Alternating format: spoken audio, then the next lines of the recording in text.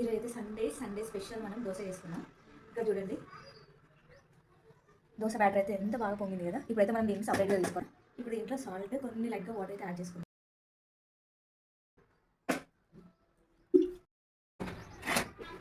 దోశ మంచిగా రావాలంటే మనం పళ్ళని చట్నీ కోసం రెడీ చేసుకుంటాం కదా. ఇప్పుడైతే ఈ పళ్ళని ఈ ప్యాన్ మీద మనం ఫ్రై చేద్దాం. సో మనకి ప్యాన్ అనేది హీట్ అవుతుంది, దోశ మంచిగా వస్తాయి, పళ్ళు కూడా ఫ్రై అయిపోతాయి.